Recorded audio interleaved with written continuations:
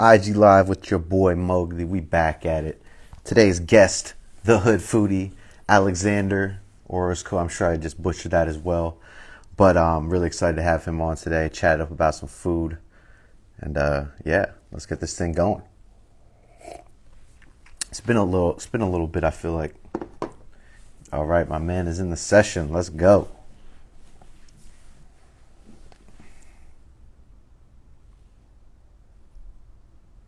I'm gonna send you that invite here.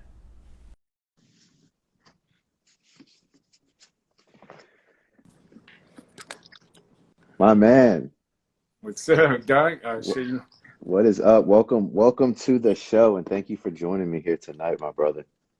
Nah, man, thank you. I'm always grateful for for everybody that allows me to be put out in their platform, and it just grows the familia bigger and bigger, man. So I'm definitely thankful for you, and thank you for having me. Thank you for your familia to have me.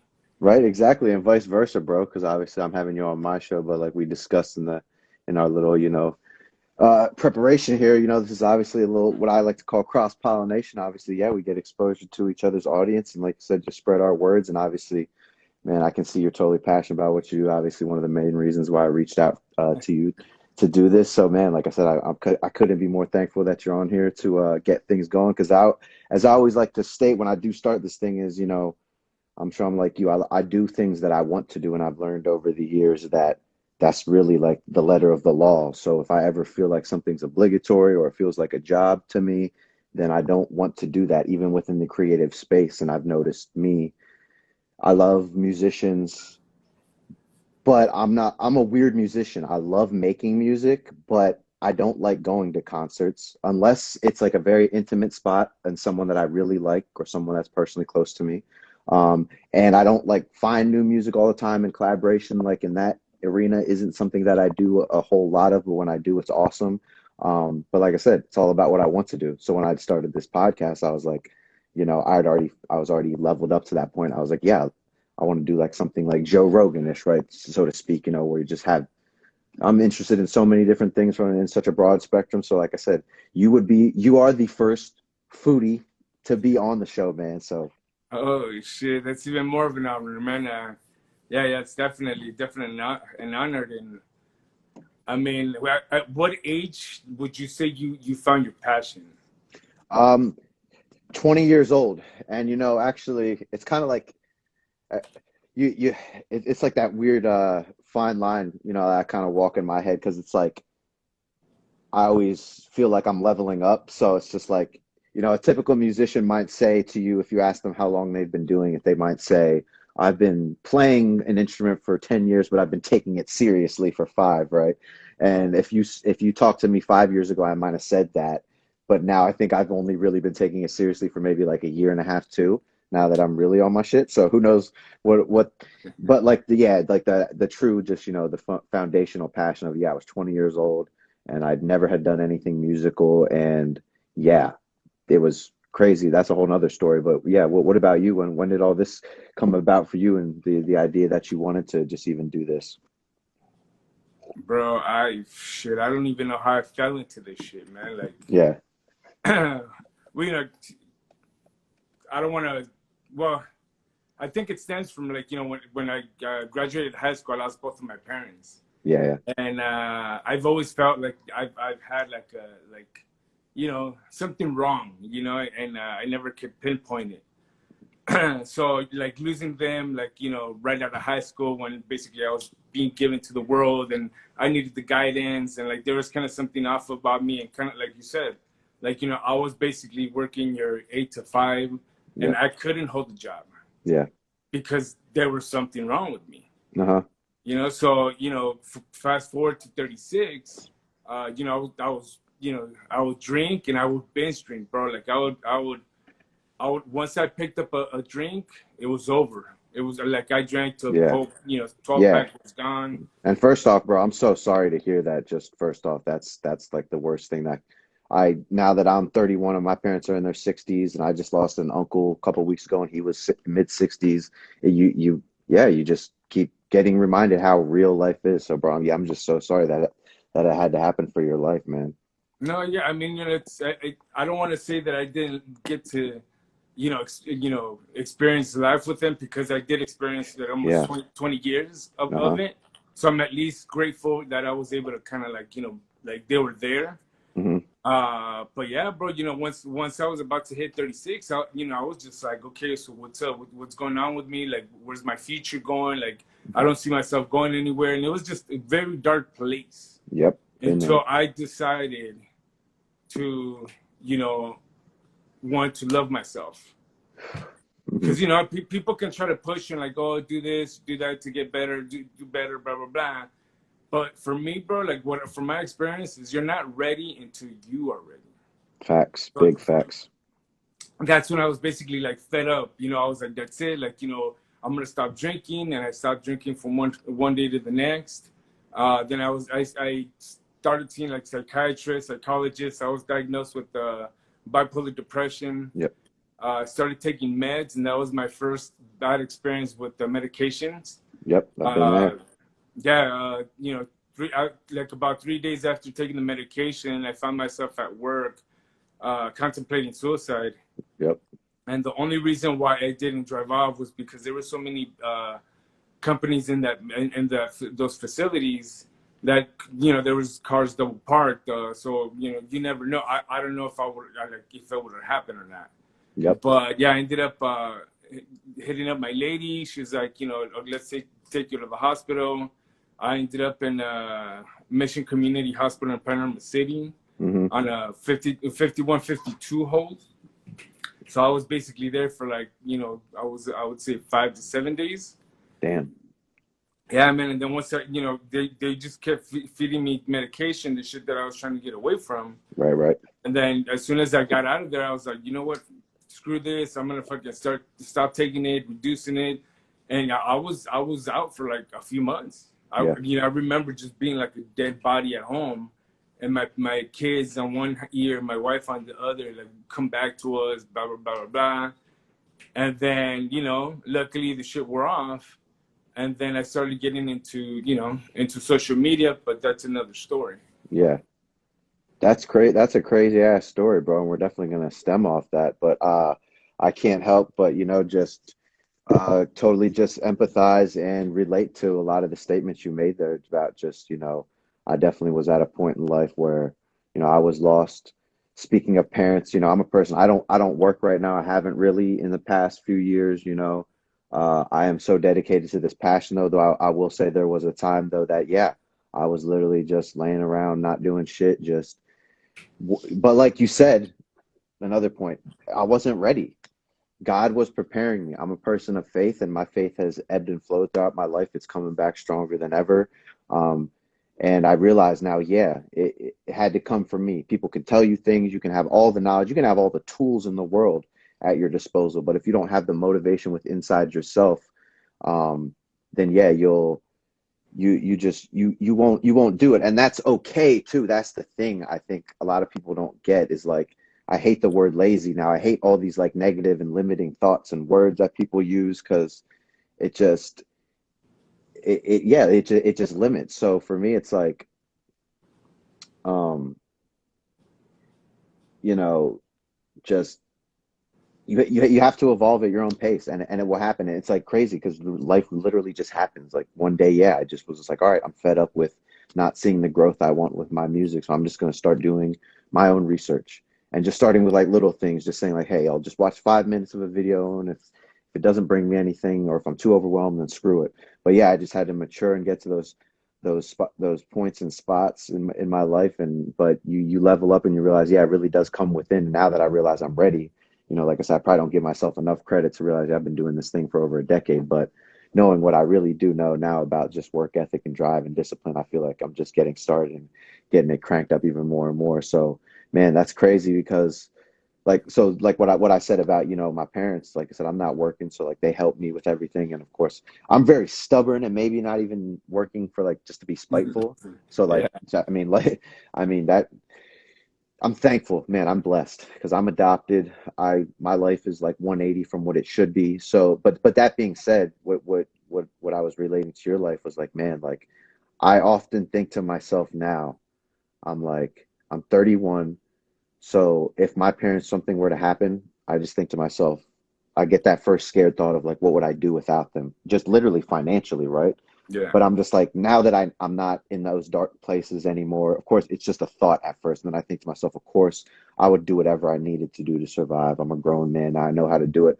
But if I had things at my disposal and I can just do this thing 100% of the time, like I'm going to do anyways when it becomes my job, it's basically almost like they're my label. So shout out to them for always holding me down. But like I said, man, that's got to bring about some real life tests. Like I said, especially like in your mid 20s, you know, my cousin's like you, both of his parents gone, you know, when he was in his mid 20s. And so it's like, man, everyone's dealt their own, you know, cards, right? So And that's basically what it is, bro, it's just that's basically that's what's made us who we are right now. All that yeah. experience, Hmm. all those situations, all the, the shit, the parents being gone, the take the medication, side effects and shit like that, and I ain't gonna lie, man, it's if I wouldn't have gone through all that shit, I don't think the Hood Foodie would have ever been born.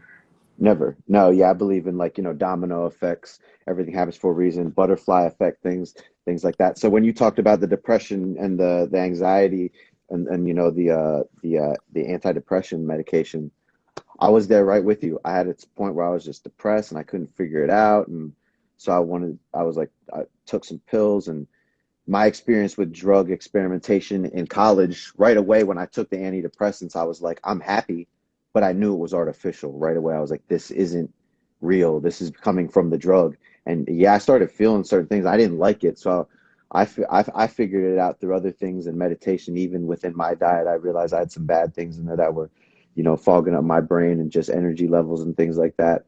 But you know, what else? What was I going to say? Just feeding off of that. But yeah, everything you are is yeah, it definitely yeah, that's what I was going to say is like I don't think we respect enough the people that we look up to, their grind and their struggle, because we just see the final product. So like, you know, whoever you may look up to your field, you know, for example, let's say Guy Fieri, you know, we don't we don't respect the fact that I can imagine right now what his life was before he was. I could imagine him doing videos, YouTubing, maybe in the beginning just throwing up, just thinking like that was good enough, you know, then getting more serious, maybe investing in some audio. Then he realized, oh, he has to get into marketing, you know, because there are some people for sure that are born with like just straight up resources at their disposal, like a Jaden Smith, right? But most of us aren't. So I think we totally don't respect that. Being in like the music field too, I always hear the thing about Justin Bieber, and I saw a great post the other day. It was like 10 things like unsuccessful, or basically what I didn't take it as unsuccessful people. I took it as like bitter people, like 10 things that they do and or say, and one of them was like, you know, oh, that person got lucky or blah blah blah. And with music, I always hear that about Bieber. Oh, he was lucky. That was right when YouTube came out. And I was like, you realize we live in an ever evolving society where there's always new things coming out. You can find something new, and just because it's new doesn't mean you're the only person on it, because if you're the only person thing on it and it's new, that means it sucks anyways, so you're not getting exposure anyway. So first off, he was on YouTube, but yes, there was a million other people on there as well too. Not as many as now, but yes, there was so many. There was still competition, and I can only imagine he wasn't just uploading and saying "Have a good day." I assume actually that his parents were probably helping him with marketing and just, you know, inboxing and reaching out to people and using all their resources they could. But like I said, we look at someone's final product and we say to ourselves, "Oh man, it seems so easy for them," and then we look at all of our problems that we have, you know, and we say, why did I get dealt this shitty hand, blah blah blah. And it's like, no, everyone had obstacles in their way. Everyone was an underdog before they became the top dog, and even at that point there's still someone there not believing in you, which is okay, and that's fine. So I think it's great that you pointed that out, because when you inevitably, because like I said, you know, the field goal is always moving, right? You're making new goals. You're already doing such wonderful things, and people are getting so inspired by the things you're doing. But like I said, you make it to that national big level, whatever, blah blah blah. These are the wonderful things that people are going to hear and get inspired by. Like I said, that they're already getting inspired by. So thank you for sharing that, my man. Yeah, that shit's crazy, dog. Cause like you said, you know, it's like, and I've heard it all, you know, all this time with Instagram and things like that. It's like, you know, like we want to see real people. You know, we don't hide behind whatever brand or this and that, or you know. And me, bro, like I just, you know, one day I just started taking pictures and this and that, and the platform became food, and I didn't know how I even got into the shit because like I'm a picky eater. I don't Yeah, know how to cook, you know, like anything you can name. yeah, But I do have a palate, and I do have charisma. yeah. So Oh, you got the charisma, bro. I seen the way you hosting the show. That's what I'm like. I see it from the ground up. You know what I'm saying? Like I said, we look, and I think the biggest thing that most people do, like I said, this is it's so interesting. I'm getting like deep down here on like a philosophical rabbit hole real quick because I'm just thinking about like conversations like this in general. And the thing we tend to do is we tend to look at it like lightning in a bottle, and we look at it so under a microscope. So, you know, we'll talk about something like, you know, also because the first thing I thought in my head was, yeah, you have great charisma. Like I can see you being the next Guy Fieri, quote unquote. So that means, you know, the bright lights, the camera crews, you know, the super dope audio, you know what I'm saying, the awesome promotion commercials, this and that. And so what I was gonna say is then I think a lot of people on our level, the mistake they make is that they invest so much into the glamour, the vanity of it all, without doing the substance and understanding actually marketing is your biggest, that's the biggest piece of the puzzle. So like in music, right? Someone will just go out and spend $500 on a Shure microphone, you know, they'll $1,000 for a music video or something like that. You know, they blow their whole paycheck for like 2 months or something, and then they had no marketing plan, and they're sitting there wondering why it's not going anywhere. Things, but like what I was gonna say in a nutshell is like it's funny when we have these conversations because really I'm only talking about someone in a point in time, assuming that they're meant for whatever they're meant for in life. They'll learn from their mistakes, just like I've learned from my mistakes. I learned from paying people too much and then saying, "Hey, I just want to shoot my own shit, so I don't have to pay anyone." Because I remember one time I shot a music video, paid a kid $100 to edit the video. He told me I didn't have enough footage. Now that I know what I know about video, that was fucking bullshit excuse. He could have fucking done a bunch of shit with that. He literally just took $100 from me. I tried to call him for weeks, and that's when I was like, damn. "Yo, I got to learn how to do this shit on my own." But like I said, you learn from your mistakes. So in and out of itself, you realize, like you said, you have a. I believe in. I have faith, and I believe like you have a role. You find your passion, and then like literally raw characters like in this thing on Earth, and it's like once you find it, you know what it is, then you just know the actions you're going to take. And then it's the interesting part of the journey. And then like even parts of the journey like you've discovered, sometimes there are really surprises. Like me even, I'm kind of like you. Not to an extreme level of like, you know, like some of the stuff you're talking about, but I was playing golf a lot in high school. I never really thought about playing it professionally. Now that I think about it, I definitely could if I have the work ethic and drive for it, but broke my arm senior year. And so yeah, that put a cap on really playing. And by then I was starting to get lost actually. Now that I look back on it, because I was just a young kid and I wanted to socialize and party all the time. And so I was beginning to wander, and I totally lost my passion for golf and didn't want to do it in any capacity. And then yeah, just one day at a party, luckily I found music, and it's crazy to even say nowadays. I still think about it every day. I'm like, I can't believe I actually make music because I went 19 years of my life not thinking for 1 second that I could ever do this shit. So yeah, then feeding off that, man. So like you said, yeah. So can you kind of take me through the steps? Like you said, you just what you just started posting like pictures of food on Instagram, right? And then that turned But into just like it's crazy, bro, because so when I started working on myself, I mhm, started loving myself, right? yep, hmm, And then I feel that's when I got like superpowers and shit. Like I can feel, sense, taste. I always, you know, refer the movie Enter the Last Dragon with Bruce Leroy yep, hmm, when he got the glow. uh-huh. Well, I got the glow, dog. I And you know love it, bro. the good that we can do in the world with it. Uh-huh. Um, so yeah, since you know, so what you know, after that little whole episode with the depression, suicidal, and everything, you know, like a few months later, you know, social media started hitting. People were like, "Oh, Instagram, Facebook, this and that." So I was just like, you know what? I'm just gonna, you know, I'm gonna take pictures of. I go to eat all kinds of places. Let me not just Yeah. take pictures. So you know, here I go. You know, I'm here in this in the 818 San Fernando Valley, and next, you know, I'm going to like Lenchitas in Pacoima, Carrillos in San Fernando, you know, all these little mom and pop shops, Yeah. right? And then next, you know, like I basically get shot, like right when I start, I get shot out to LA, Yeah. like the mecca foodie world of everywhere, Right. Right. right? Right. And then, you know, I start promoting people. Like I blew up like the first restaurant, and next, you know, like you know, I was one of the first ones to certify like foodies. One Yeah. of the first ones to certify, you know, a restaurant on our side. You know, Yeah. I had not seen it. Uh-huh. I started creating dishes with the people I was helping support. Yeah.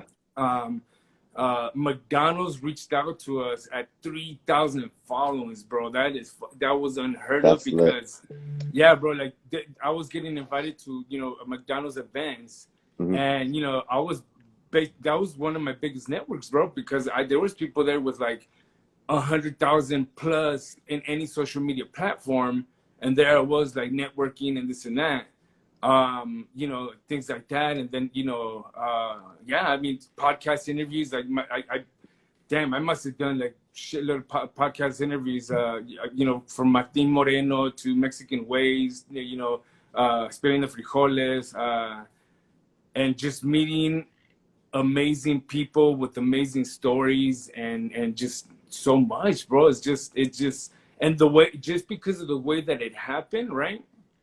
Because when I started, you know, promoting, like, we're just basically taking shots of like these mom and pop shops, places that I would just go, So you would right? just like what, like take a picture of their food, whatever, and just like tag them, whatever. That's Post how. it, yeah, post it, description, this and that. Yeah. You know, just the way that it happened, that it kicked me out to LA, and then we started, bro, like, Instagram at the time was very commercialized. Like, Yeah. like, especially, I'm just talking about like the foodie side.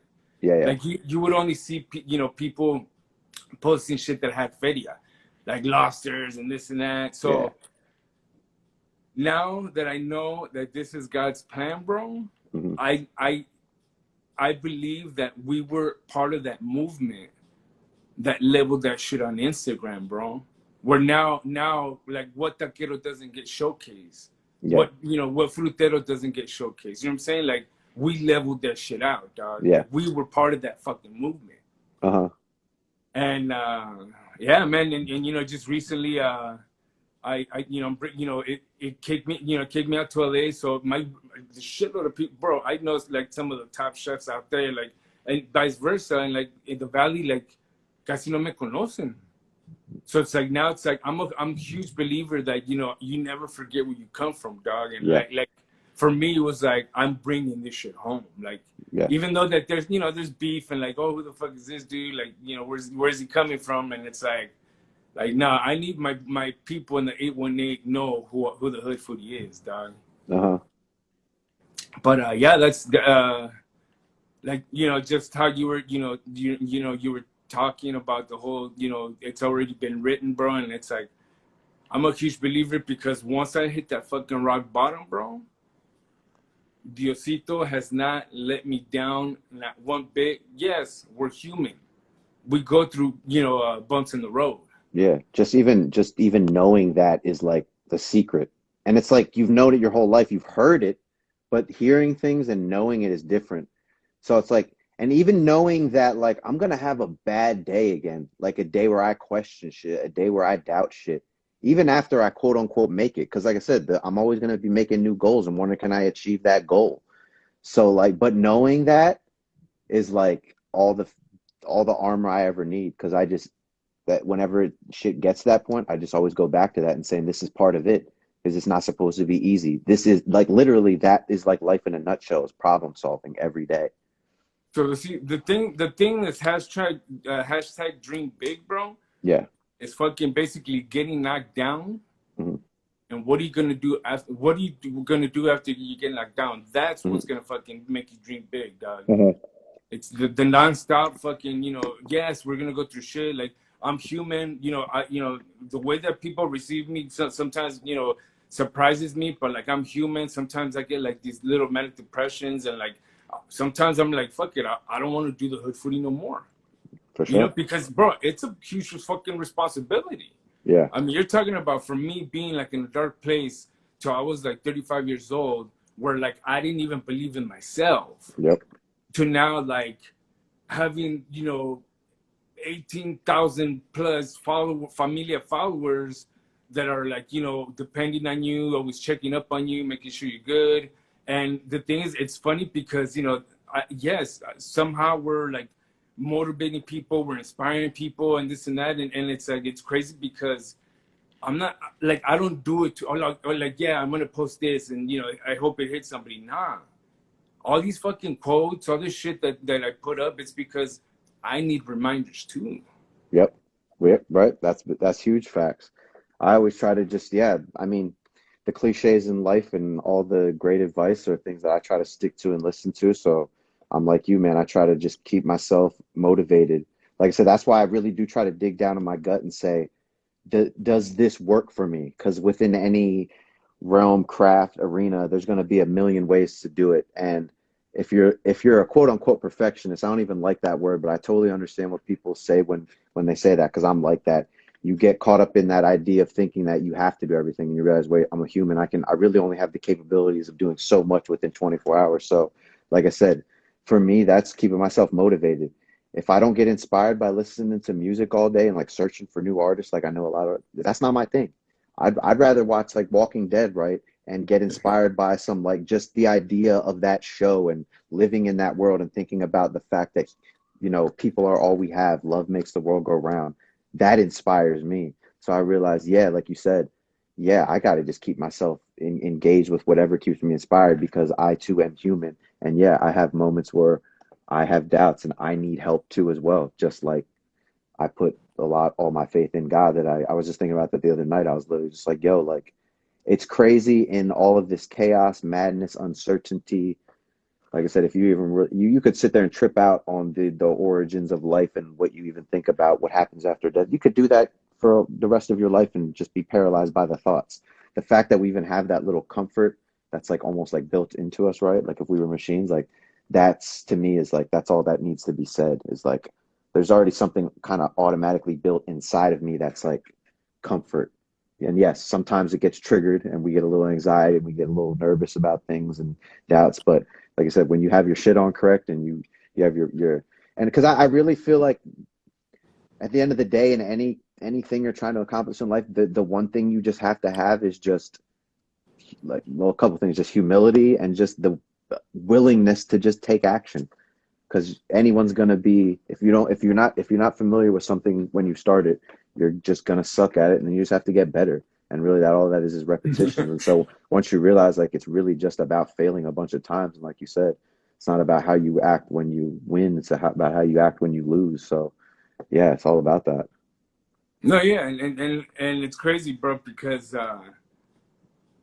yeah, I mean this shit, bro, like it's crazy how it happened. Like I said, I didn't know how I got, like I was even put into this, into this industry, and then it's like, till Hmm. today, it's like, what was it? 2020, I experienced my second bad reaction with medication. Yeah, Because I was like, oh, maybe it was the wrong medication, blah blah blah blah.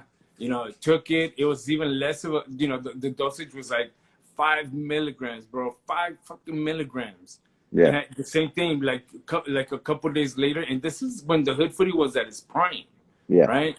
I take the medication, and a few days later, I wake up, bro, and I'm like, oh shit, who am I? right. And fucking dude, like I went on this like deep depression, anxiety, you name it. It was like the worst. Put it to you this way, bro. Imagine having a depression episode for 7 fucking months nonstop, dog. Yeah. Hmm. 7 months nonstop. Hmm. Like I was lucky that that the medication wore off like 7 months later, and then the same shit. I woke up and I'm like, oh shit, we're fucking back. Yeah. But the next day, I was already doing like a podcast tour. I was linking up with my girl Roxy again. Like it just shit started happening. But what I'm leading to that, what's leading up to that is that when I've been open since the first fucking podcast, bro. Hmm. I've been an open book. You ask me about mental health, you ask me about diabetes, you ask me about autism, anything that I know of, Hmm. I'm gonna fucking let you know. Yeah. So So shit, I always fucking lose my brain of thought, bro. I'm the king of that, man. Like I always do, all the time, man. So yeah, so when I came out of that depression, bro, Hmm. and I spoke about it on my platform, yo, the fucking movement just got that much bigger, bro. Like I felt like when I spoke about mental health, bro, especially because of the times, Yeah. right? Like I felt like so many fucking people were listening, dog. Oh So yeah. many fucking people, and now it's like, I come across, bro, like regular people or even vendors, bro. They fucking like, it's either like, oh, fucking the hood food is here, blah blah, blah, or if not, I get the one, the you know what? I also, have dealt with depression. My mother, she had depression, so we lived it all our lives, this and that. But but she was going towards like, you know what? I wish, I applaud you for what you're doing. I can't speak on it, and I'm like, wait, don't worry, no, like that platform is for two type of listeners. It's the people that are available and open to talk about it freely, and the ones that just need to listen and know that they're not alone. Yep. And I'm just coming across so many fucking stories, bro. So many stories, and it's I like know. I It's just I didn't yeah. even know that I was fucking creating a Latinx movement with my vulnerability. Yeah. It's like it's crazy, bro. Like it's and then it's this journey has been evolving because now it's like this beginning of the year. There was a thing where like we ended up collecting toys. We did it. We started a toy drive by inspiration of my boy, the Hood Santa. And yeah, I was like, he thought I was joking, bro. Like, hey, what's up, bro? How can I help? He's like, collect Yeah. toys. Started collecting them. Once I was ready to like go down to Mexicali and drop them off, I was like, all right, dog, fucking, here's the toys. He's like, nah, man, we got enough toys, bro. Like, we got enough toys for Long Beach and all the surrounding cities. Yeah. Give them out to your hood. Hmm. So I was like, right away, bro, like it hit me, bro. I ain't gonna lie, I got fucking super emotional because I was like, shit, like, what better place to take the toys than to my mother's motherland, and give it out to an orphanage out there in representation of her. Yep. And then that shit was just like, so yeah, we did a toy drive. Second thing after that, it's like there was Molitos in Long Beach was struggling. They basically, the owner basically posted a video that he only had $50 in the cash register. Yeah. Somebody hit me up. We posted it, blew that shit up, and then from our side, bro, Andrew Groom, he basically gave them a $15,000 check, dog, Hmm. under our behalf. It's so lit. And yeah, that was just that video because all the money that they had collected the next day, it's ABC, Channel 7, Channel 4, everybody was just blowing them up. Yeah. So they're good right now. Yeah. Um, I'm with the sponsorship. So when so McDonald's at 3,000 followings offered me an internship with potential partnership. Uh-huh. So 2 years ago, I finally signed my first sponsorship contract with them. Uh-huh. And I got COVID, and they took care of me. Sinai Medical Group right here in Tarzana. Hmm. And when they were wheeling me out, bro, I was like, oh shit, don't forget, the name, the Hood Foodie. They're like, who? The Hood Foodie, man, because I'm gonna come back and I'm gonna take care of you guys. Yeah. Yeah. And I don't know what they thought about it, whatnot, but then it's crazy. Once again, the journey, bro, right? So I had linked up with some people, it kind of fell off, and then McDonald's hits me up like a week later, and they're like, "Do you know any healthcare workers or any frontline workers?" I'm like, "You gotta fucking be kidding me!" Like I told him, bro, like you have to fucking be kidding me because I got the perfect, the Yeah. hospital, and they're like, okay, we want to donate 100 breakfasts on behalf of you.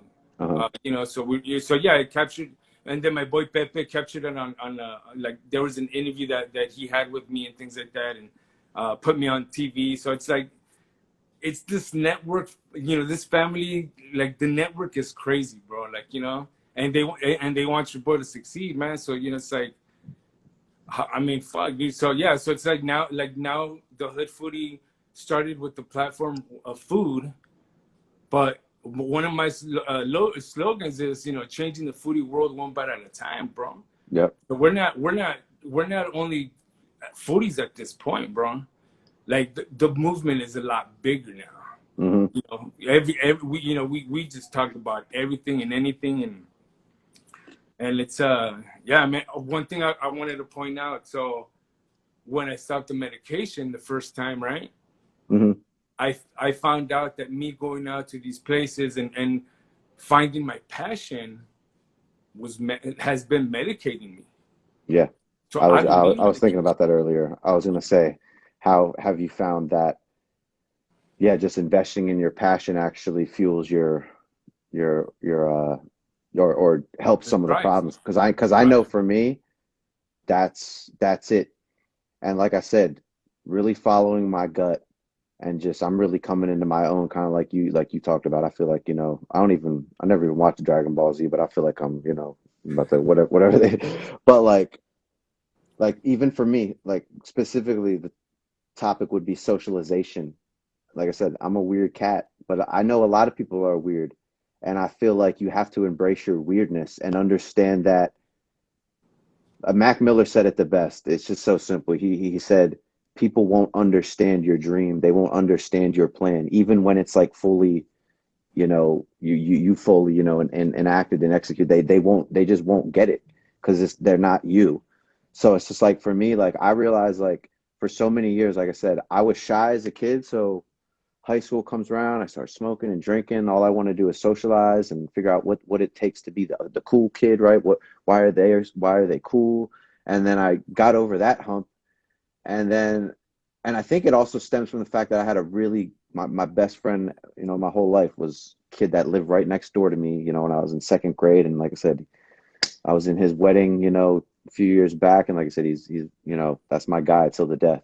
So I think I was spoiled early on, and once I moved away from Texas, that's where I lived next to him. We lived next door to each other for about 5 years. Once I moved away from him, I think I was always searching for that next person to fill that role, right? And then after I started to realize, once I found music, that I was like, I do like partying, but like I don't like it as much as you guys, right? Like I lived in like a big house with like 12 dudes, and like yeah, we would throw parties all the time. And like I said in the beginning, I was there every night partying, and then I literally like right in like the middle of that year is when I found music, and then I started noticing towards that end of that year, I'm starting to be in my room more during the party with like a couple people just freestyling, all night, and that's when I realized like this is what I really want to do. But there was always that tug to go back to the parties, right, and the socialization, and even from a dating romance standpoint, I've been someone who's had his struggles. Like I've been single now for like 12 years, but I realize it's not struggles. It's all about perspective of the way I've looked at it. And actually, like I said, God was preparing me. I didn't need that in my life, and it wasn't right for me. But like just even realizing in recent years that I was still trying to go back there and like find those things, and also thinking like what is the typical human, right? A person that has friends, that goes and sees them on a weekly basis, and like, or just thinking all these things that aren't true unless they're true to me. And so like going to the back to the original point, I get the most fulfillment out of just making music, making my videos, studying my marketing, everything that is around it. And that even includes the preparation in that. So when I'm around people and like I socialize, like there's like a handful of people I can do anything with. I can watch paint dry with them, and a lot of them happen to be people that I do work with because obviously we have so much in common with. But outside of that, like I have other people that I realized in the past, oh yeah, you're just kind of drinking buddy, kind of just a smoking buddy, kind of just a shoot the shit buddy, and like that's great. But I really get bored after like a half hour, and I start feeling like it's a job, like I got to be here. And the way that I am, I'm so damn chatty that I actually feel like people aren't giving me enough back. So I don't feel fulfilled. I'd rather just be at home watching Netflix because, like I said, once I do socialize, then it's energy. So I lose the energy. I come home, and a lot of the times I end up not doing anything because I've spent that energy. So I realize I'd rather actually just spend the day just watching Sports Center, watching Netflix, all in preparation for the work that I'm about to do throughout the day. But like I said, coming back to the idea that even when I was in my depression, right, I was at the bar. I was doing this and searching through happiness through other people, which I think is okay in some circumstances, but for the foundation of your life, you got to be happy yourself. So yeah, it only made sense that I was going to get more happier by, yeah, just taking some mental, you know, meditation, like I said, looking at my food that I was eating, and then yeah, realizing where I was spending my time. And like I said, I love it all. I love it all now. I love the dirt. I love learning about shit that I don't know about now. Like I realized the next level for me was like, you know, we met at the social media marketing seminar, which we'll talk about here in a little bit.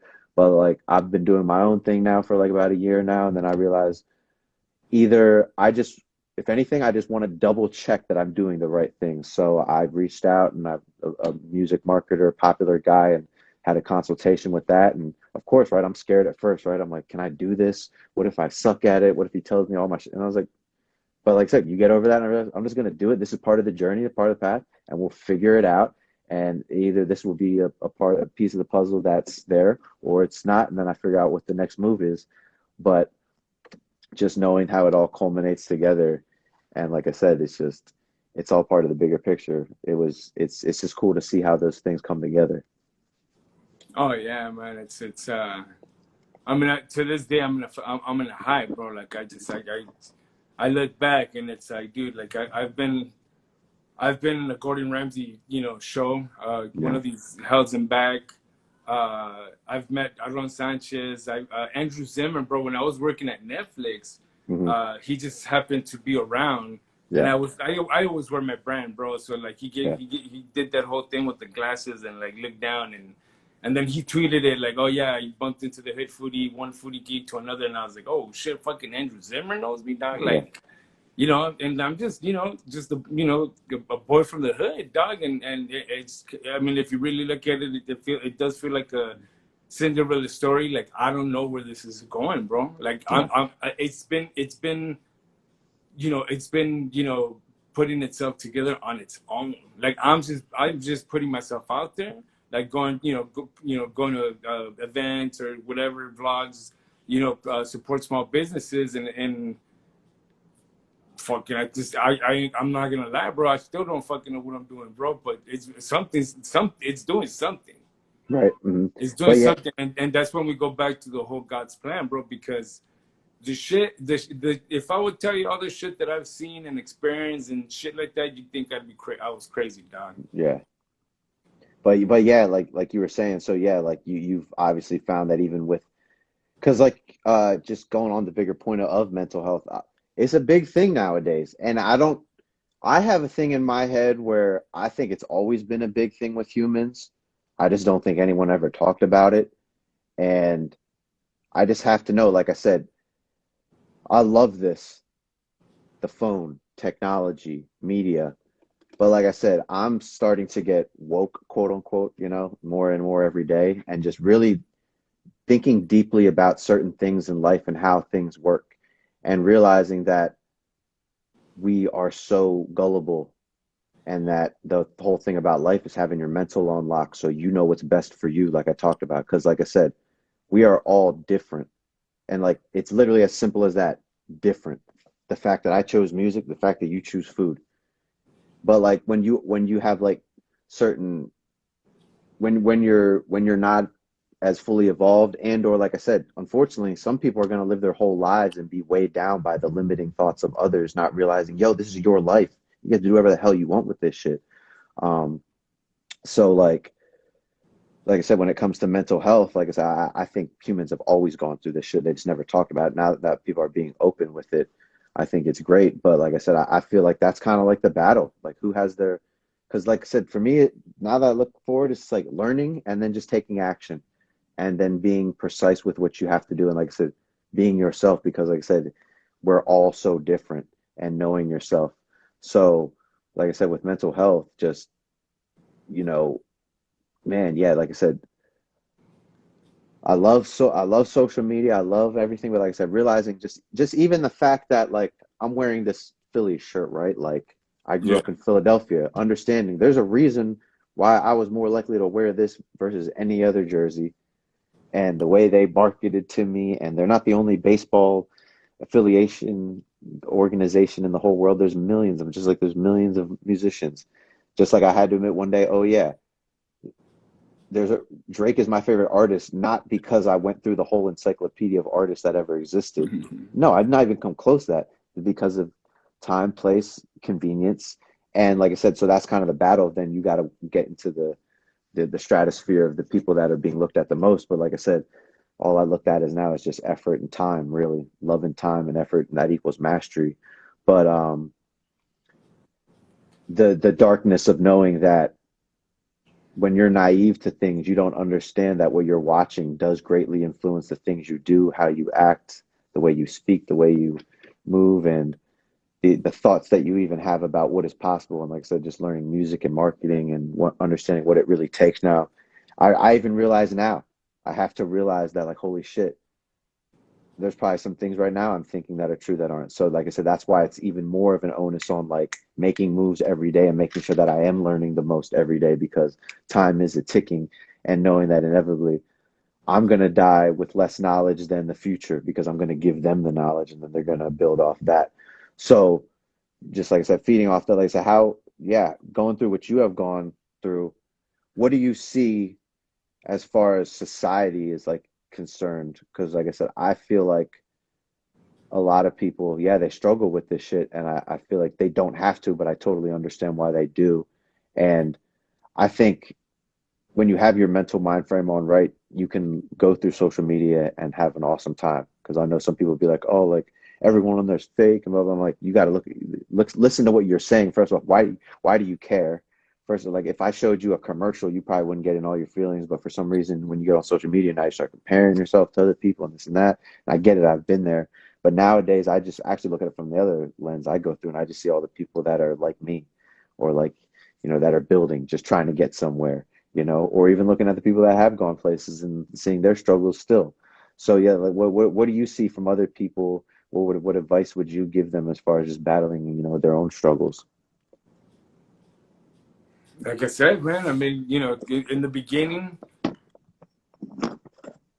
well, no, you know what? I think mental health is. I'm thinking more of like personal. I'm going towards personal growth, but I think Yeah, this one's a little bit more delicate because mental health is kind of like been uncontrollable. yeah, And remember, since the beginning, I always felt that there was something wrong with me. right, right, right. So it basically it could have been the bipolar depression that I never knew that I had. And then obviously, growing up in a Latino community, it's like, okay, what, la cabeza te duele? Oh, fucking drink a 7 Up or ponte, Vaporu or some shit like that. Hmm. So it's more like fucking man up and keep going and shit like that. But little did I know that could have actually affected me growing up. Oh You know, yeah, and it totally did, because then you're basically conditioned to think that it's wrong. Like I said, me being a loner, that's why I realized I'm a loner, like straight up. But I own it now, and I'm cool with it because I realized what it is. Because I was trying to fit the world's mold of what a human should be, thinking like, well, if I don't have friends, people are gonna think it's weird. Because like I said, I've been conditioned to think that, and like I said, I realized, yeah, because we're all different. Other people are gonna think what they think. Who cares? Like if I behave like that, certain people are going to think that there's something wrong with me, or like I said, the overall. I was actually having a discussion with a girl about this. I'll relate it to like dating, right? We live in a monogamous society, right? That's up to everyone. Shout out to everyone, whoever do what you do. Um, but say I decide that I want to go polygamy, go to Utah and like have like 12 wives, right?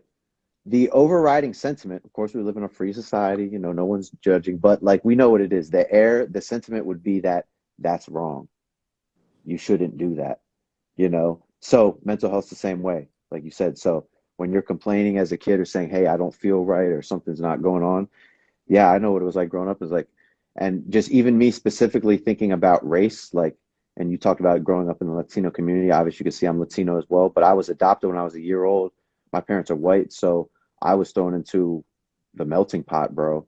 And anytime I had anything about race to bring up, it was always that, why is it about that? Shut up, this or that, or you're not black, which I was is like that was like that's the only like that's the only qualification for having. But like I said, you realize, oh yeah, because I realized I was conditioned to just shut the fuck up when it came to that shit. And so obviously when it comes like mental health, yes, and LGBT community shit like that, they're conditioned when they grow up to think that they can't speak out. Or like I said, I know now, yeah, certain people were afraid You know, in high school, I can think of a number of people. Like I said, maybe even I was at fault for being insensitive and not understanding that people were just trying to just be comfortable with themselves, and we're all awkward growing up. But yeah, so yeah, like you said, yeah, you were definitely conditioned to think that that was something to be ashamed of, right? And like I said, I don't know what it was like in the Latin community because I didn't grow up in the Latin community, but I know in the community I grew up in, it was just like, yeah, it was just like, yeah, that's weird. Suck Like, it up. yeah, suck, yeah, basically, yeah, suck it up, kind of, yeah, because like I come from that, my parents were that baby boomer era, just kind of, we don't really talk about feelings, things like that. Just suck it up, right? But Yeah. that's not the Yeah. way it should be. No, yeah. So I mean, the second time that I had the second time I took the medications and I got depressed, bro, like that taught me that all these little small episodes that I have, they ain't shit, bro. Because I'm telling you, that shit was about 7 months nonstop. Yeah, I So can't now when imagine. I have like my little episodes of like a day, it's like the thing that has worked for me is just think positive. Just keep thinking positive until you'll start seeing positive things again, and your aura will basically uplift again. Hmm. But I mean, that's the way that I've been able to handle it. When it comes to like depression. But they go by levels, bro. I mean, I think I might have it light. I mean, I'm pretty positive that there's a lot of people out there that have it more severe, where like you actually see like the bipolar, like they're one day they're like high up here, and then the next day they're like low up down here. Hmm. Yeah, So I because mean, that's it's like, just I hate, like I said, like I said, I always speak my mind as well too. And going through what I went through, I don't know exactly what the cause was. But like I said, I'm not a scientist, I'm not a doctor. I think at first I was making excuses, thinking that it was all like my hardwiring or all, biological, so to speak. But I think once I got my mind right and I fixed up my diet and like I said, some meditation, I think I was feeling that a little bit too much. And I started thinking like it was all that. And I'm, over these, past 1 months, I've actually kind of evolved and thought, you know what, I can't discredit anyone that is eating healthy and or has their meditation on correct and is still just not feeling right in their mind just because I'm feeling good and I found a couple things. Because, like I said, I don't even meditate anymore, but there's people that do that every day and that's what they need. I don't need to do it every day. I kind of do it in my own ways, but like there was a time where I did need it. But like, I do, like I said, straying on a little bit of controversy, I think a lot of it does just come from own just inner thoughts and just that kind of just that initial mental battle. Because like I said, knowing that, like you said, there is some shit out there like schizophrenia or like if you've ever seen someone who like thinks they're talking to someone else, that's like another level. But also, like I said, I'm kind of a tough love person. I also realize that kind of makes me what tick, but also I gotta back off sometimes and just listen to other people and their stories and realize, like I said, I'll never walk in other people's shoes. I can't understand what they're going through. And like I said, at the end of the day, when it comes to biology too, I never know what could happen. Something could happen tomorrow, and maybe I fall flat off the tracks and everything's good with the way I'm eating and exercising and things of that nature. And like I said, biology definitely has its place, and we're gonna look at ourselves in 500 years, and we're gonna look back and the future's going to look at us and be like, they were doing that. That was so stupid as hell. So you got to understand that, yeah, I think, yeah, it's obviously it's a new thing. But like I said, I do, if I say some people I think are just feeling a little bit sorry for themselves uh, and just need to just evolve a little bit more. Cause like I said, there are some real mental things going on out there. But like I said, once you enter in the realm of like suicide and or even thoughts of that, because I was there, I thought about it. I've thought about it. I've the closest thing I've ever done is just kind of go with like a knife, up there, like yeah. it just. But knowing that I didn't have the quote unquote the balls to do it either, knowing that I was kind of seeking attention. But like I said, even hearing myself talk about that, I'm just like, I think that just speaks to who I am. I'm always trying to like discredit a little bit. So even going back to the point that I was just making, I can't downplay the fact that, yeah, I think there's just something innately in some of us that just struggle with some of those thoughts and just, yeah, feel of feeling low. that you can't just assume that there's just a fix-all remedy that and you'll be good 100% of your life. No, yeah, and you know what I feel has worked, which I've never been really consistent about Mhm. it, but you know, talking to like a counselor or a psychiatrist, bro, like Yeah. because honestly, what I think that what you're paying for is, or you know, yeah, it's basically paying for being put a mirror in front of you. Yep. Being So held like you know, the accountable. psychologist is the mirror, and you're just basically you know you're bringing everything out, and you're starting to realize because you're hearing it, Yeah. and like oh shit, you start kind of like acknowledging shit. So it's like it's not really for me. It's not the psychologist. It's more like it's the mirror, and it's basically showing it's basically me in front of the mirror telling myself what the fuck's going on and what I need to work on, or you know whatever the reason I'm in there for. Yeah. Hmm. Yeah, man, that's powerful. I think, yeah, just getting it out, talking to other people.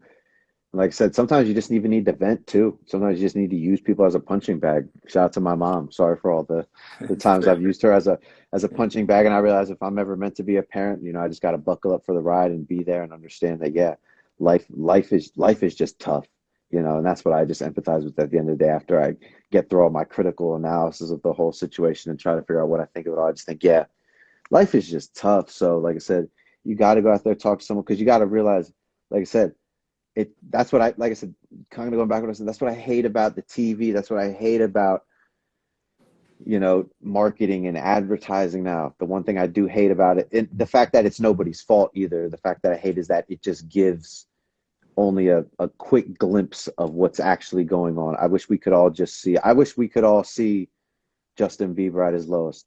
Because I know in every point and every day there's a moment that pisses him off or something goes wrong. I want to see Drake in those moments. I want to see, you know, Cyndi Lauper in those moments. Shout out to the fact I'm not just pulling random ass names out of my head, but you know what I'm saying? Because like I said, we're all humans, every single one. And the second you talk to people and you get it out, like I said, I feel like that's my superpower. Just anytime I get to a point where I'm either feeling low or just having any type of doubt, I literally, like I said, you can kind of even just see a little bit throughout this conversation how deep my mind and, you know, down that rabbit hole will go. If I'm ever feeling down, I just literally sit back and I just think to myself, wait a second. I am one person in the year 2021. There have been billions of people that came before me. There's going to be billions of people that live after me, and they're all going to go through some bullshit, and they're going to be crying and angry. So this moment shall pass, right? Time heals everything. And literally that one thought, ooh, because it's such an epic thought to think about human history for me. And I think about, yep, that I'm good then. I'm told, even if I still feel low, I will be, because I even know it will pass. Even if I try to, I couldn't even try to stay mad because I've done it before. And that's the weird thing about depression.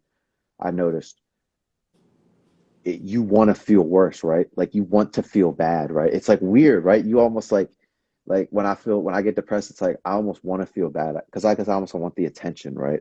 I almost want to feel worse. I want misery loves company, right? I want to bring people down with me too, right? I want them to feel bad for me. And then once you realize that never works, that's never going to happen. And like I said, knowing that other people go through the same exact shit, and then you're just like, oh shit, like I said, that's kind of my superpower. And then, like I said, just knowing that even if I tried to stay mad in even like 3 hours, it usually just wears off and then I'm good to go. And then we're on to the next thing. But knowing, like I said, it's going to happen again though. I'll have another Oh day. no, yeah, yeah. But what it seems what I'm hearing is that you basically like trained your subconscious mind to know when to you know turn it on and turn it off. Just like I said, even just accepting the fact, because you know I always think it is funny when I see, you know, because I love Buddhism, like the idea of Zen, just being calm and collected, picking your battles wisely, right? Because I'm all about a good troll. I'm all about a good clap back when it's necessary, but I'm not about wasting my energy. But like I said, being calm and collected, and just like I think realization just is the biggest thing. Like I said, just to realize, holy shit, yeah, I had a sucky day. Guess what?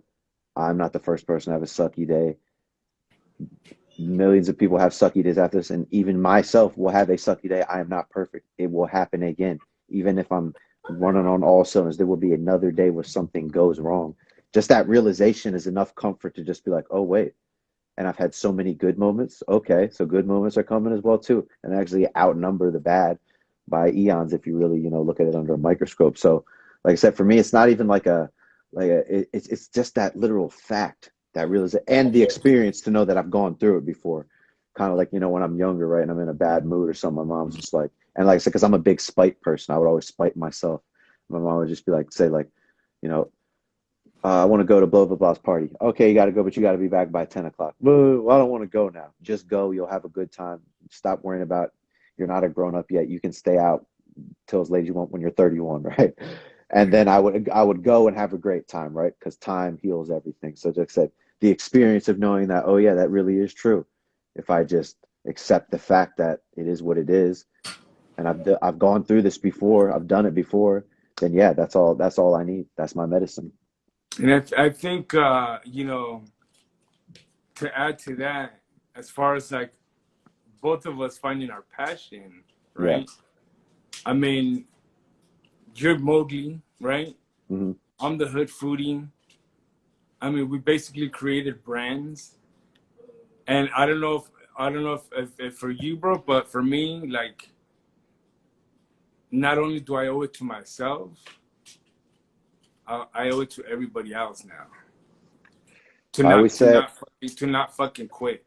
yep. I always said I'm not trying to prove people wrong. There's a couple of people on my list, though. I'm not gonna lie. I'm gonna prove some people wrong. I want to stunt. I'm gonna get the whip. Oh, trust me. I'm gonna get that Rolls Royce.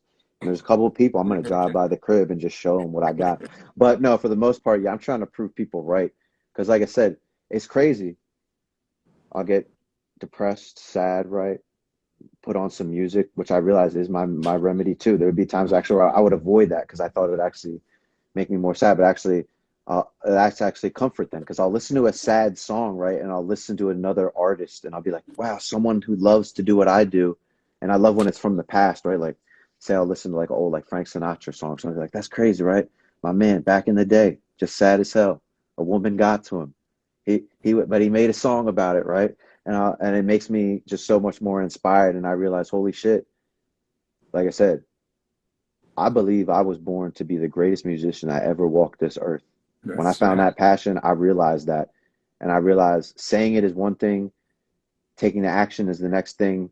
And for it to actually happen actually doesn't fucking matter because really that's just other people's talk. But that idea, just that I'm motivated to just be my best self, lets me know that, holy shit, I was born with something so special inside of me. bro. That's exactly So you, fucking. like you said, I have to do these people right because while sometimes I'll philosophically be like, why the fuck do people need leaders and people look up to? I'm like, oh wait, I needed someone to look up to make me say how I want to do that. So yeah, you're gonna, and you already are doing it. Like I said, you're inspiring me to go out. Like you inspired me to like kind of was like, oh, I want to do some kind of like promo videos, kind of like him, and like maybe go work with see if I can go do some interviews with some. So like I said, yeah, it's crazy when you realize you really are inspiring people. Bro, like it's we are, bro, we are. I mean, Hmm. Hmm. uh like I said, I mean, it's something, it's funny because even though when I was in those dark times, before 36, there was always like a little spark in me that never wanted to give up. Yep. And I would always tell myself, like, I know that I'm destined to do something big in this world. I just can't pinpoint it at the moment. And for me, it would suck so much to just waste, my talent or whatever, like going through life, not giving my full potential. And then now that I look back, bro, it's like, oh shit, look where we're at. And, then I started like having visions, and it's like, one of my goals was like, to be like the first household name, foodie name, Hmm. and it's crazy, bro, because like I go out to LA, I go to events. I'm here in the Valley, like more and more. It's like everywhere I go out, bro. It's like, oh, what's up, Hood Foodie? Or like, oh man, like you're the reason why I came to eat here and this and that. And I'm like, oh shit, like. And Hmm. then another vision was that I was gonna end up in some show. I don't know what network, shit, whatever network wants to plug me, will hit me Yeah. up. And I also heard it from a medium. Mhm. I heard it from a medium. So it's like all the shit that's been like that's been happening, bro, it's like I can't be blinded to this shit. Right, You know, right. right now I'm connecting with big people from like, you know, like from certain networks that are helping me out with the videos, and like they're like, okay, we're gonna fucking try to take this shit to the next level. You know, Yeah, you just better be ready. We're gonna give you the tools, and let's see, you know, if we can all win. And I'm like, fuck it, like if it's gonna be about all of us winning, I'm fucking down. You hmm, know, so you know, right now and that's what I meant by like the net, bro. Like the Familia network, there's people from everywhere, bro, from radio, from TV, from fashion, from food, like, you know, it's yeah, like, yeah, it's crazy, bro. So, um, for me, you know, it's just been crazy, man. Because the other day, you know, the burrito hustle, right? hmm, You know, I started seeing it more and more his post, and I felt something, and I just, you know, just send out a little emoji or something. And right away, bro, he was like, yeah, bro, like, I just wanted to let you know, man, that like you pushed me to do this. And I'm like, what do you mean? He's like, yeah, bro, the other day you posted a quote that said, if you build it, they will come. yeah, And we took that and we held it and we ran with it. hmm, And now we've been, you know, we've been doing burritos for the last 8 weeks, and yeah, we've been fucking killing it. yeah, And but it was that fucking quote that fucking inspired everybody, and everybody said, yeah, man, this motherfucker don't even shut the fuck up, like he talks about you all the time, like.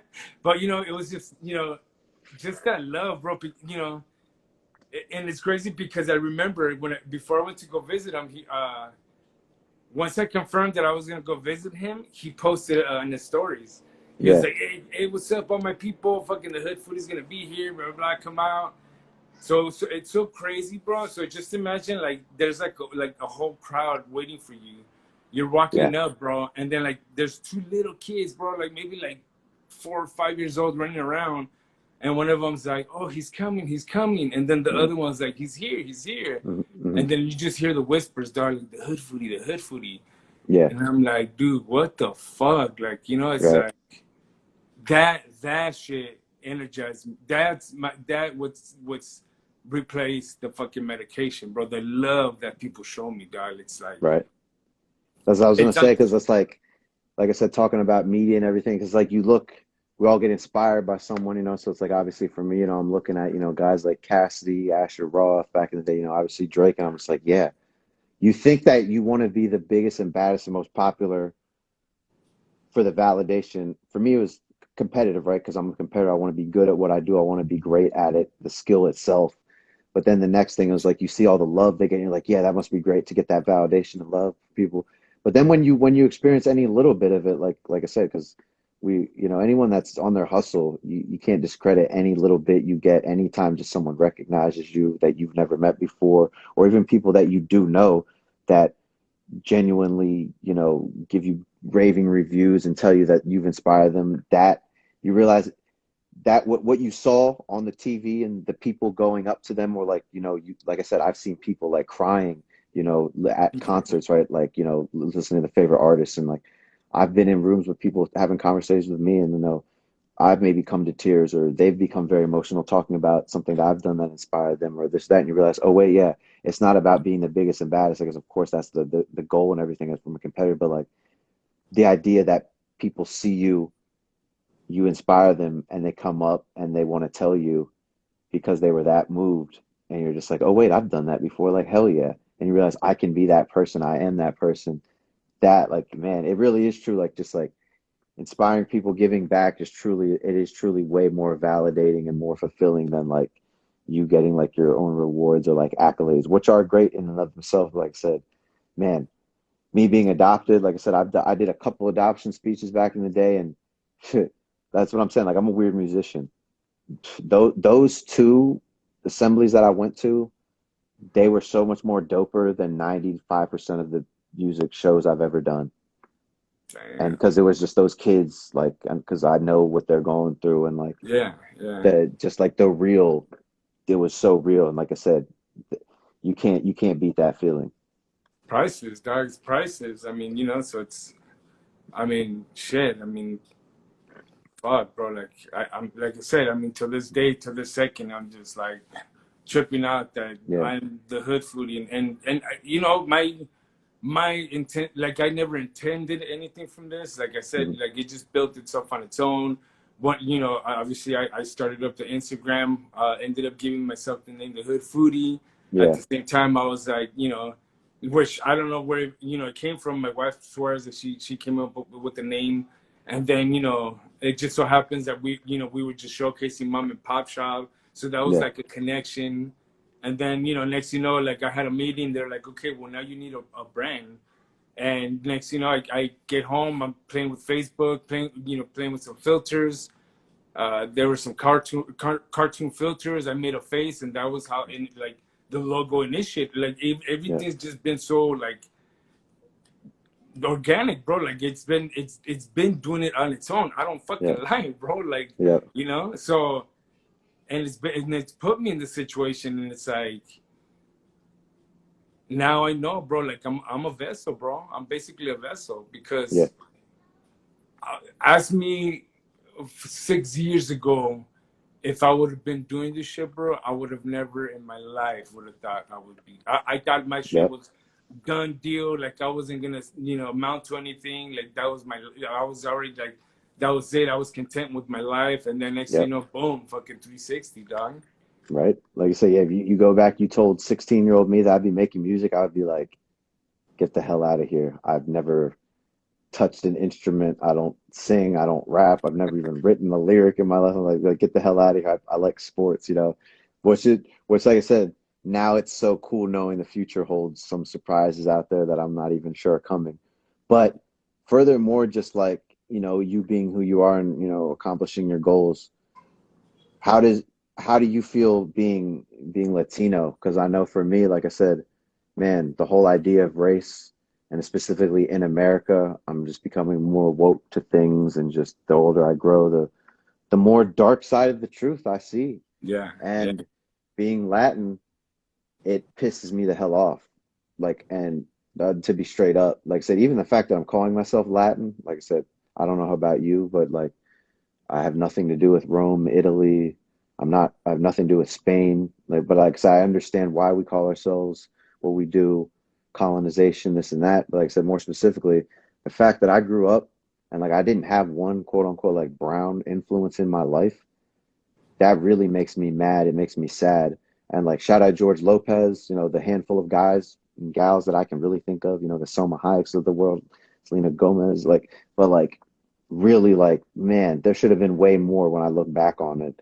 And I'm like, yeah, that's not by accident. And I understand why now. And like I said, it sucks. And I just see it reflected in every medium and media I do watch, like I said, because I understand the marketing and I understand the bullshit of it all.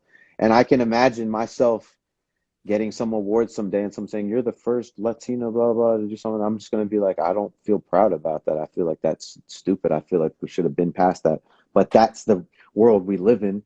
It is what it is. We have to deal with it. So, like I said, because in the food realm, I'm thinking, you know, things that I see on TV. And like I said, for me, unfortunately, the thing was I grew up in white culture, and mainstream America is dominated by white culture. So I'm very familiar with all the mainstream shit. Like I said, Food Network. I'm trying to think of anything on there that I could think of was any type of like ethnic or, you know, outside of, you know, like I said, it's funny because like I said, America initially the land itself was not owned or, you know, have, you know, habitat to white folk in the first place. But I don't know. Like I said, Guy Fieri's that's the one guy I know, and like I said, it's no surprise that he's a white guy. So like I said, how do you feel within your realm, or any obstacles? Do you have you dealt with anything where you felt like, you know, there was unfairness, or just like I said, yeah, or do you feel like there is something that you got to do for the community in and of itself? fucking represent, dog. Hmm. Represent. Uh-huh. You know, represent to the fullest, and you know, I think, you know, there's a lot of doors being broken down. At first, like I said, I mean, I didn't really know where this journey was going, but now it's basically like I'm listening to it, and it's saying that there's gonna be like big things coming up, and like I said, like I've visualized it, like I've manifested.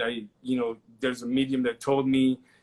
So it's just, I listen to the journey, bro, because it's so crazy how it's just led me up to certain projects. Like, the other day I was like, you know, I was talking to several people, and like the subject autism came up. Yeah. Autism, like all in one day, like, I must have like 3 different conversations, and for some reason autism came up in those conversations. And my oldest boy has autism. Yeah. So I was like, okay, the journey's trying to tell me something, but I can't pinpoint it. So next thing you know, I go to Inland Empire, and I meet up with some foodie familia out there. And my boy Jay, he's like, hey bro, like, you should go check out this like coffee shop. It's like special needs coffee, and they basically employ autistic and mentally challenged people, right? So like right away, bro, like it kind of hit me like, okay, put one and two together. Like I was like, dude, send me their page. I need to reach out to them. I need to do something with them.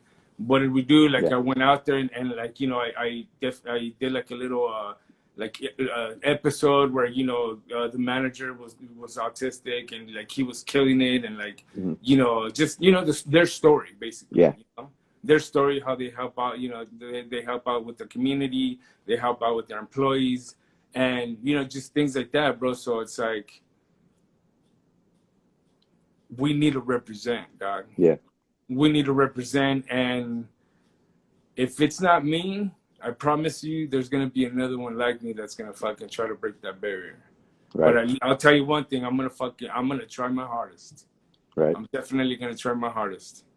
That's facts, bro. Like I said, because like I said, it's a deep and dark history of this country, and like I said, there's definitely favoritism played, and like I said, you just have to accept the fact. That's like I said, I realized growing up that I was in many parts a part, and I benefited from certain privileges, but in many cases and scenarios, there was certain things that I couldn't change, and I was never actually a part. And I think of now certain scenarios where I wasn't included because of this or that, or I wasn't chosen because I wasn't the best fit for what certain people were trying to convey or the people they were trying to reach, which is totally cool. But like I said, we need to evolve as a society, and I think we're always trying to do that.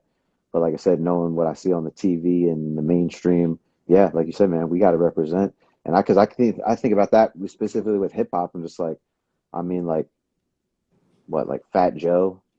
Like, I'm trying to think of any other Hispanic rappers I can really think about. I mean, and like, yeah, so like, and just even music in general. I mean, maybe like a Santana, but then once you get outside of America, then yes, obviously there's going to be more light shine upon like maybe like Bad Bunny.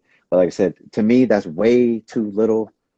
There's so much, because like I said, there are a hell of a lot of us. So like I said, but I understand what the game is. So now that's my challenge. Is like, okay, put my thinking cap on, marketing wise. Of course, do the snap, but understand there's some other obstacles I got to get around. But for every problem, there is a solution, and we're gonna find it. Because like I said, I really feel like our people need to get that light shined upon them, man. Because we're doing some dope things out here, bro. Yeah, man, it's all about dreaming big, and shit, man. It's yeah, man. It's definitely So what is your specific background? Like, I was born in Honduras. I couldn't tell you though, like biologically though, because like I don't know anything about my birth parents. I'm gonna assume that I'm Honduran, I guess, whatever that means. But okay. Yeah, like what's your background exactly? So it's a little crazy, bro. I was actually born in Lake Viterres here in the San Fernando Valley. Okay. At the time, we were living in Pacoima. Okay. And my dad was from León, Guanajuato, Mexico. Okay. My mom was from Mexicali, Baja California, Mexico. Okay. And people try to go from Mexico to the States. Yeah. Well, my dad basically sold the house when I turned 1. Mm-hmm. And then he moved the family out to León, Guanajuato. So I basically grew up in Mexico. Okay. Where my dad was from. I lived out there for like about, I want to say 7-8 years. Yeah. So then that's when, we came back. Obviously, we didn't come back as well off as we left, because we had sold the house and we had like un millón de pesos, so we were pretty good going in there. Yeah. And then, you know, my dad got fucked over with some business shit, and so we came back, and I remember he was able to buy a mobile home, and he just parked it like in the backyards of like my cousins, my uncles, all that shit. Hmm. So we rotated from like Silmar, San Fernando, Pacoima, Sun Valley, North Hills, Northridge, Reseda, and then right now I'm in Encino. So I Yeah. basically lived the whole San Fernando Yeah. Valley. You've been around, man. Yeah, yeah. But what was crazy is that when you're talking about like, you know, like, you know, my upbringing and shit like that. So I think obviously I think that kind of affected all my learning, like, you know, just moving back and forth, you know, and you name it. One thing that, you know, that I do remember is like, you know, I'm super proud that, you know, both my parents like were born in Mexico, and like I was able to grow up in Mexico. But I think what kind of switched it for me was when we came out here, and then my mom actually got in a fight with my dad, and she ended up moving. Her and us, like the kids and her, ended up moving with my aunt, Yeah. and we were basically placed in surroundings that, like, I was just coming off of Mexico, bro. Like, I didn't know no fucking English. Yeah. Yeah. Like, I didn't speak no fucking English. Yeah. Yeah. And all the cousins and all that shit, they didn't speak no Spanish. Hmm. So, and it sucks to say, bro, because the people that attack you first, that this and that, are always the people closest to you.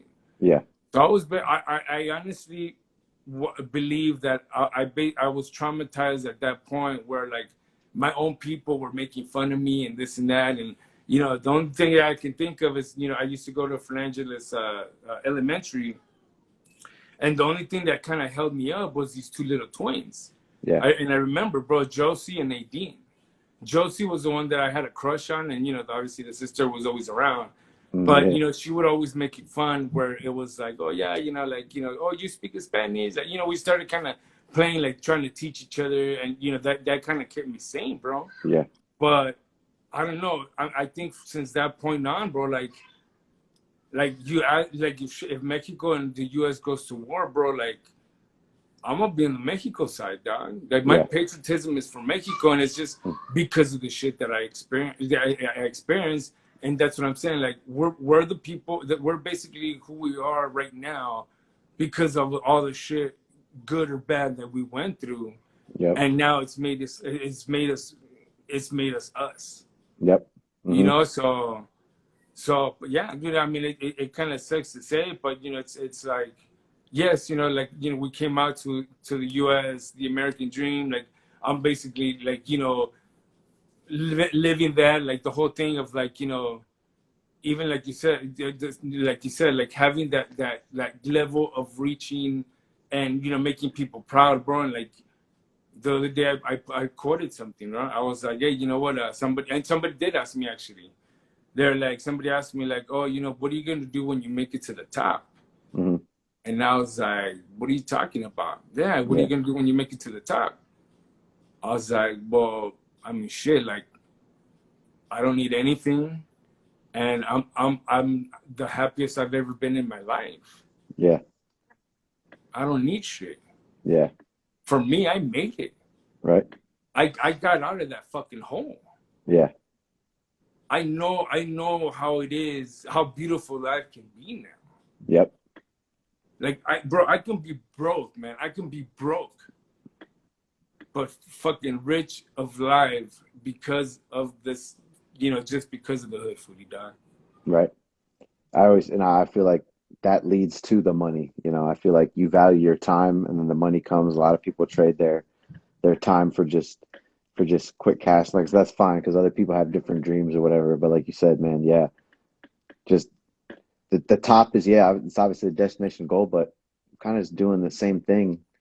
Just I'll do the same thing when I get to the top. I'm just doing what I do, just living my life because this is what I love to do. I thought someone was talking about the other way. It was just like something about when you know, you're just on the path and you're just gonna have to, you know, just, I don't even remember something about adjusting course. But going back to your point about growing up, and that's interesting. You talked about how, you know, your cousins or whatever were making fun of you because you spoke Spanish and they didn't, right? Because I grew up in the complete opposite situation. All I always felt like the Hispanic kids in my area always kind of discredited me because I didn't speak Spanish, but it's like they all did, right? And like I said, no, like I said, this is what makes me. I think it even, like I said, it traumatized, right? I even think maybe this is even kind of the reason I am kind of more of a loner, right? Because when I grew up, yeah, all I ever heard was the jokes, the beaners this, oh yeah, yeah, well, how was this the swim over? You know, how many people are showing up in the van? Does your dad work for the, you know, at the mushroom farm? This, and there's always that light humor, right? So I would always give people that I knew passes and or maybe even give a nervous laugh, but to the point where I didn't want to associate with the people that look like me. Because like you, there was a girl on my bus, Hispanic girl, cute as hell, right? But I didn't want to talk to her. She like told me one day like she had a crush on me and she's like she wanted to be like my girlfriend and everything. And yeah, I didn't want anything to do with her because I didn't want my friends making fun of me. And thinking back on that as a 31-year-old adult now, that's so sad. That's so depressing because it wasn't my fault. Like for years, I kind of would beat myself up. I'm like, man, I was an asshole. I'm like, no, it wasn't my fault. I was a fucking kid, and I was very influenced by my friends, like we all are. And I grew up around white people, and that's just common territory, just making fun of people that aren't the dominant race and just making fun of the minority. That's what they do. And not all of them, of course, but it's so heavily, like I said, it's so heavily prevalent. These things, like I said, these things, it's like it's like a ripple effect. So like I said, we see the reflection of it everywhere. Like I said, there's direct correlation with the fact that I grew up with a bunch of people making fun of minorities, and the fact that when I look on TV, I don't see minorities. And like I said, everyone will say, "Well, yeah, you do." Yeah, I do, and I literally see a script for it. You literally have like one of each. Like you turn on the TV right now. It's like literally like the white people are the majority of the cast, and then you get like one black guy or girl, and you get like one Hispanic person, and if that, I even know sometimes we're not even included, and like one Asian, and that's it. It's like literally like they're following a script, but it's like because they are. But Yeah, like yeah. knowing that, like man, that was so deep, and like I said, I was a kid, and like I said, it makes me maybe that's probably the reason why I even keep to myself because I realized even the people that I kind of was friends with growing up was just like I don't even want to be around that type of energy and just even knowing what it's all rooted in and yada yada yada. Man, it's like that is so deep and dark. And like I said, but like I said, that's kind of our thing now, is right. You know, where we were given that quote unquote responsibility for our generation. So we just got to go out there and do the best we can for ours, and you know, teach the next generation up, you know, the best that they can do. Oh yeah, man, and you know it's such a blessing when like people like the young foodies reach out to me and you know they ask me for advice and things like that, and it's like you know going to the whole like you know either you know like being there for them or you know like holding it in, you know, which obviously that would be selfish, but like you know for me it's like you know getting comments like oh my god learning from the best and this and that, and it's like for me it's like if you want advice, I'm gonna give you advice, man. Like, you know, Yeah, I have all this info. If it can help anybody, well, shit, I'm not. It's not. I'm not gonna fucking take it with me to the grave. yeah, Why not? yep, Why not hand the baton to like not just one person, but to multiple people, right, and hoping that they succeed with it. right, You know, and yeah, now I understand. Like, you know, like I've never wanted to be a leader. I never, you know, but for some reason people like see me that way, and it's like, you know, but I'm not trying. I'm not trying to be, you know, this now thinking about it, I'm like, oh shit, it's basically like a teacher. Like, you know, you give the kids the tools and basically you throw them out there to see how they survive. And, you know, yep, obviously like it brings you a lot of joy if they're a product of you, yep, you know? hmm So yeah, it's so such a blessing, you know, to be able to like help out these people. And I'm not gonna lie, man, I don't help out a lot of people.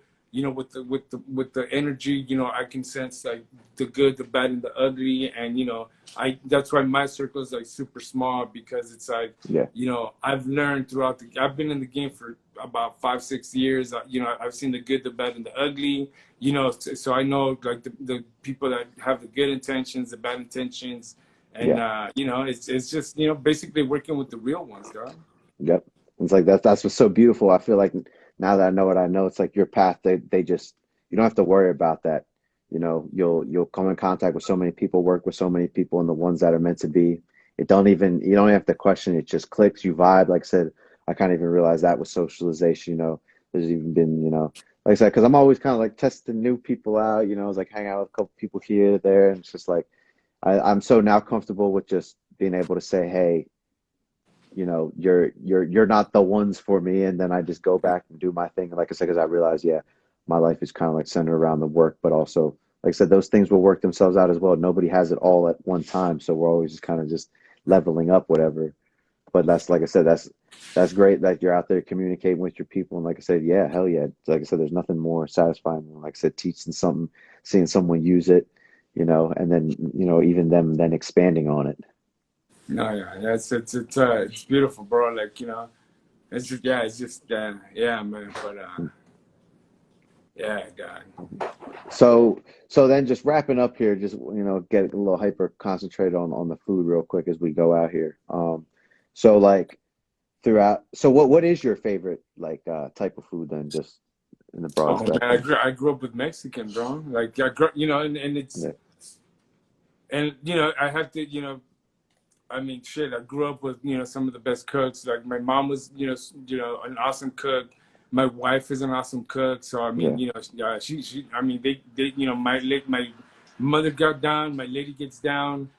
So a lot of people think that I know like a lot of locations, yeah, but yeah, when I started, like I didn't really know too much of LA. yeah, I was basically just starting to explore, you know, the San Fernando Valley. But yeah, I mean, I just till recent, like, you know, it's crazy that, you know, my wife, I had asked me, she was like, hey, so how many places have you thought, how many places do you think you visited? And for me, bro, like I was just, I probably visited like 10 or 20. And yeah. she's Right. like, are you kidding me, man? Like, Nah, nah. it's at least over more than hundreds. Yeah, you Maybe wouldn't not count that shit thousands, then, right? but maybe not, yeah, hundreds. And it kind of like made me realize like, oh shit, like yeah, maybe we have been out there, but yeah, bro, it's I have to say my favorite cuisine overall is Mexican. Yep. So like, so how does that work then? Obviously, I think you kind of shed a little bit of light on it earlier. So it's like you find a spot that you obviously you're interested in trying and want to do video with, then you just either call them or reach out to them on social media and just say, "Hey, I want to do a little thing here." And do they usually like charge you, or are they usually just open about just like, you know, obviously accepting the fact that you're going to be helping promote their shit? So so the way it started, you know what? It's I've been fortunate that since an early following, people started reaching out to me. That's good. Yeah, So obviously, because that's obviously, yeah, you would ideally you would want. yeah, so yeah, I mean, yeah, there, you know, people reach out to me. There's like certain places that I might have like wanted to try, and then I would reach out to them. But Okay. yeah, at this point, bro, like I just realized, you know, that I'm not, I'm not going outside of the familia, because just like I just recently told you, like I just want to fuck with the real ones, dog. Yeah. And Hmm. this journey has been teaching me along the way, and I've just realized that I need to choose the people that choose me. Yep. So there's, bro, I literally have like maybe 2 pages full Hmm. of people that have like send me messages like, Yeah. oh, I would love to feed you. I would love for you to try my food. Like, Yeah. oh, I would love to meet you one day. So Mm. honestly, like my focus right now is those people that are reaching out to me. Yeah. Hmm. Yeah, you know, there's, you know, family members that are like, oh, you gotta go here, you gotta go there. Hmm. They ain't reaching out to me, dog. Yeah. And it just happens to be the smaller people that are reaching out to me, and you know, they need me. Yep. Like you said right there, that's you already know the interest is genuine, and you know they're looking out to help you in their best most way. So yeah, I love that you answered that question in a And great and fashion. it's It's, crazy. it's actually the other way around. They're reaching out to you. I love that though. That's what's up. And it's crazy because, you know, like more and more, it's like I'm hearing stories that, like, you know, businesses are like, dude, like, you don't get it, man. Like, I reached out to like 20 people, and you were the only one that responded and that came out. Yeah. And then after you came out, all those same motherfuckers that I had reached out to wanted to come through. Yep. And now these businesses are just fucking blowing up, bro. Yep. And I might have not like That caused a legacy. reaction at that moment, Hmm. but it always causes a reaction in the aftermath. Yep. Where The like if ground. the Hood Yep. Foodie was there, Hmm. if you build it, the motherfuckers are gonna come. Yep. And they tell me, brother, like I don't think you understand like the power you have. Like, Hmm. you know, it's like, you know, it's crazy, bro. Yeah. It's just crazy, man. Like, you know, especially when like I hand them the sticker, bro. They're like, there's been people that are like, dude, like you don't understand how much weight this fucking sticker carries, and it's Hmm. like, damn, like, you know, like that, like, you know. Hmm. Um, but it's yeah, bro. It's such a blessing, and it makes you want to help out more, you know, like. Yeah. Hmm. But at the same time, I'm not gonna lie, bro. I'm not gonna lie, like we talked about earlier, like I can never hold a job, bro. I was in like in this with the warehouse business, like shipping and receiving, you know, production, manufacturing, and all that shit, and I couldn't hold a job for more than a year. Yeah. Now I don't know if it's because of my disabilities or, you know, my limitations that I've been putting myself through, but you know, I found that this is something that I do right, and it's been consistent. Yeah. So I ain't gonna lie, like, yeah, for vlogs, I do charge, Yeah. right? Hmm. But everything else I do out of love. You know, I Yeah. help out the community as much as I can, because I ain't gonna lie, bro, this is my fucking only income. Oh yeah. This Oh is all yeah. my income. Oh yeah. You're allowed to make money. Yeah, You can be like you can be both at the same time. Like I said, got a great analogy. Like I say, you can give back to the community and still make a pretty penny. Hell yeah, you can do that. Uh, but see, there's- the thing is that I'm not making a pretty penny, you know. So it's yeah, like it has me I'm saying that, like if you wanted to like charge for others, because like you said, I know you said you only charge for the vlogs or whatever. Because like I yeah, said, yeah. you do hold good power and quote unquote clout or whatever. And like I said, I love the fact that that's your plan too, as far as just like because like I said, everyone has a choice to make. I was kind of debating this with the musician the other day, talking about like they were talking about kind of just like targeting like real like big celebrities and things of that nature, and I was just like I'd rather just kind of work within my realm, so to speak, and just work with people that I know are going to work. But like I said, everyone has a choice to make, and like I said, I'm obviously going to I'm going where I'm feeling is right for me and what feels right. So like I said, I love the fact that that's what you're doing. No, yeah, yeah, and like I said, it's not bringing a lot of money, bro. Like, Mm. you know, sometimes, you know, but I'm good with just making enough just to get through. You know, Yep. like I said, everything else like fucking makes me feel rich, bro. Right. Right. But yeah, you know, you know, and it's crazy because, you know, the other day I came across a chef, bro, and like, you know, sometimes chefs are like very passionate too about their cooking and this and that, and I can sense that there was something between us, and what later to find out that he was not like pro foodies or Yeah. bloggers or whatever, right? Hmm. And I thought that was like one of the best things that ever happened to me, right? Because I had a question. I had a question for him, Yeah. right?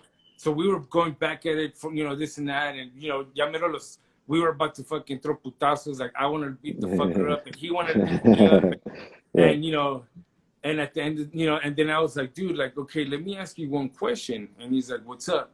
I was like, why is it that you can, you know, you can try to make a living with your passion, but I can't?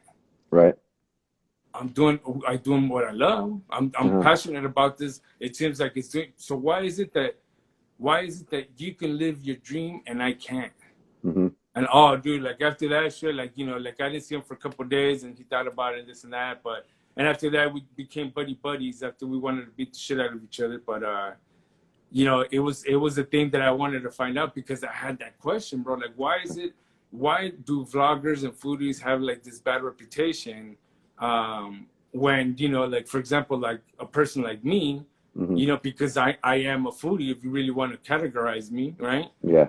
Like it affects me because I feel like people are looking at me when I'm self-conscious. When I'm Yeah. self-conscious, like when I'm in my doubts, it's like, oh Right. yeah, like you said, like we start comparing ourselves to like other people, like we kind of start belittling ourselves, and we start doubting, and it's like, why do I keep doing this shit if it's not bringing me anything?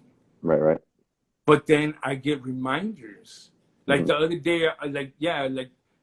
the day before, I was like, fuck it, that's it. I'm done with the Hood Foodie. Like, I'm just gonna fucking close the account. He's gonna be gone forever. And the next, like Miss Chimi's, somebody that I had not visited, bro. I had not even visited them, and they Yeah. posted about me. Yeah. And what was crazy with that is that they posted, a picture with me and them, and then it was a gallery of a second image or video, and she must have looked. She must have looked through my fucking account Yeah. because it was me like basically coming out of like some difficult times, and it was and it was a little video like me saying like, yeah, familia, we're back, and we're back, stronger than ever. Yeah. And basically that was like, okay, okay, fucking, let's keep doing this shit. Like, Yeah. it keeps reminding me of why I do it. Yep. And Hmm. you're right, it's not about the material shit, bro. Hmm. Do I need to worry about the material shit? Yes, I do, because I also got, a family to feed. Yeah. Like I But said, at the yeah, there's same definitely time, it's both. like, like it's more, you know, it's not about the material shit, dog. Right. Hmm. At least for me, you know what I'm saying? Like I'm not thinking about the money, I'm not this and that, but I ain't gonna lie, bro. I do believe something's coming out of this shit. Oh, definitely, for sure. Like I said, where there's a will, there's a way. You can accomplish two things at one time for sure. Naysayers are going to say whatever they're going to say. Like I said, whenever I step outside of myself and I think about anyone that I've ever looked up to, the bigger they are, the more people there are saying negative things about them. So that just comes with the territory. So like hell yeah, bring it on. I'm fine with that. And like I said, for me with money now with music is like I'm accepting the fact that I'm uncomfortable with it, that I'm comfortable with the fact that I'm not sure how to monetize. Of course, I know about merchandise and this or that, but even in my little marketing research I've done over the past year and a half, I have an idea, and if I have to do it on my own, I will, and I'll get it started and get it cracking. But that was why I was glad I had that consultation with that music marketer because I was like, here is someone where I can. This is the testing, the measuring stick, so to speak, because I'll be able to talk to this person, kind of like when we attended that social media marketing seminar with Concrete. For me, that was a big measuring stick because I went in there and I actually like if it was like a test, I felt like I passed with flying colors because there was a couple things that he definitely laid out that I was like, hell yeah, I needed to hear that and some tidbits, but for the most part it was stuff that I'd heard before and the stuff that I was already implementing. So, but it's like you still need to reaffirm things and get those and just to know because, like I said, oh, there's money to be made in this world. Hell yeah, and I Oh want yeah, it. I don't care. I want that yeah. money. I want a lot of money. Hell yeah, I don't even care because, like I said, I've noticed in life the people that don't accomplish what they want to and or know that they're not doing the right things to accomplish what they want to, that's when the rationalization comes in. The oh, I don't want to be big and famous anymore. I never wanted to be that. Maybe, but I know the majority of people on this earth are made up of an ego. And like I said, it's not even all bad. Yeah, you just want a lot of people to respect what you do. Who the fuck doesn't want that? That sounds dope as hell. But then people start saying, well, I don't want to be rich or anything. Yeah, you just didn't find out because it's tough. But it's really not that, like I said, I figured out most things aren't really tough, so to speak. Yes, life is hard and things are hard, but it's like it's really just about your willingness to learn. Like the first time I saw a music soundboard when I went to recording school, I was overwhelmed as a motherfucker. I was like, what is that shit?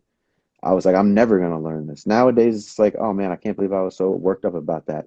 Same thing with video, same thing with food, same thing with marketing. So I realize anything that I'm scared to do that I don't know about, I will learn it. It's like I said, we talked about with the other things. It's literally just a matter of time.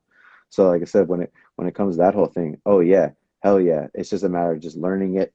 And because money is another craft, right? It's a finance, that's a craft. There's people that are good at it, and most people unfortunately will just neglect that part of their life, and just because it's easy to show up somewhere and get a check. That's real Yeah, easy, yeah, yeah, and you don't have to worry about trying to like make more money investing or investing in your passion. But like you said, I think your biggest money maker on this earth will be your passion. It only makes sense, right? Because it's gonna be the thing that you're most obsessed with, the thing you're gonna put the most time into. You're gonna actually do shit that you don't even realize you're doing, right? Like I didn't even realize when I was younger, I was actually doing really cool marketing things, but I didn't realize it because I wasn't focused on it. But it's like I was so obsessed with it and so passionate about it that I was doing those things. So like you kind of alluded to earlier, your wife asks you how many places you've been to, and you're sitting there saying like 10 or 20, and in all reality, it's like over 100 because you just got so lost in just the process, like that flow state. So they talked about it. So like, yeah. So like for me and you, like I said, you're definitely making more money than I'm making off of my craft. Like I can show you my distro kit right now. I think I got like 50 bucks in there, something like that. But I'm proud of every penny. But I also know in the past I would make an excuse to myself and be like, well, I'm not ready because I don't have a fan base yet. But I know that's an excuse now. And I know when I talk to this music marketer, that's the first question I'm asking. I'm gonna be like, yo, like, where's the basement level to start making money? Am I just making excuses at being scared? And I have a 95% idea that he's going to be like, yeah, you can get the shit started whenever. You just need to get the wheels in motion. And then, yeah, because then I'll learn more the more I start. So, yeah. So, like I said, for you, like I said, based in the passion, original point that I was making, that's really all I've ever seen on earth is the richest people. They've made their money off of the thing that they were passionate about.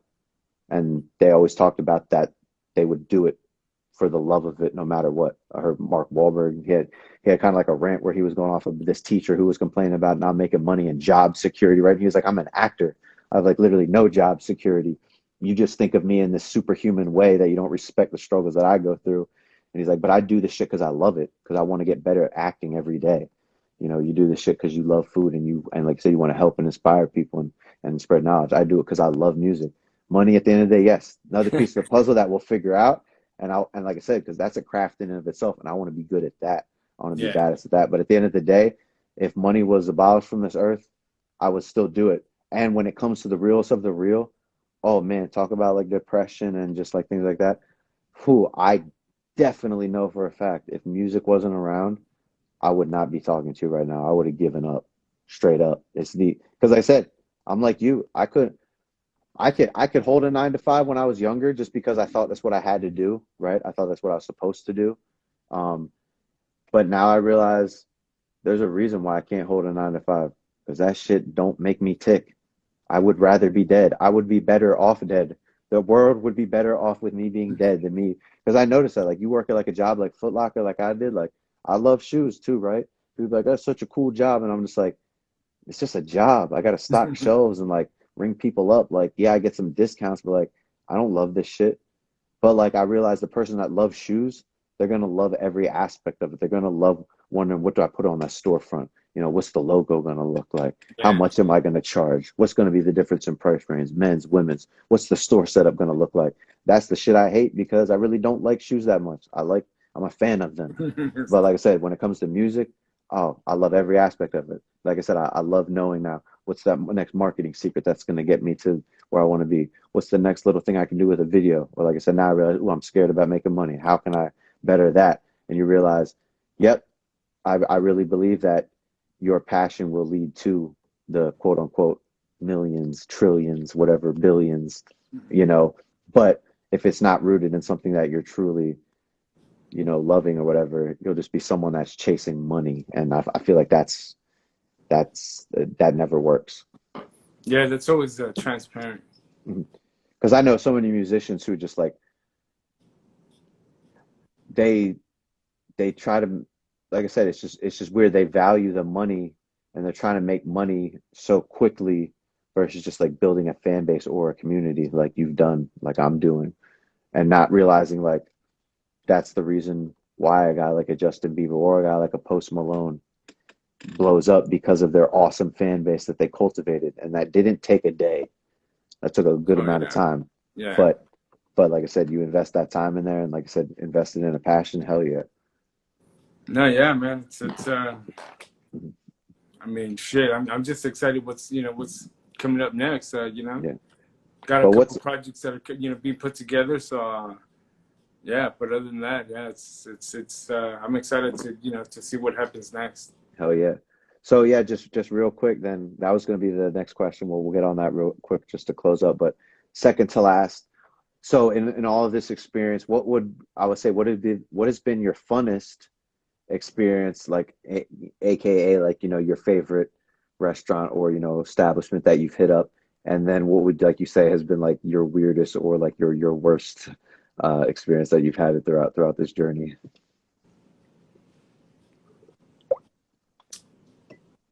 I mean, the best. If you ask me what the best moment of this whole journey has been, Yeah,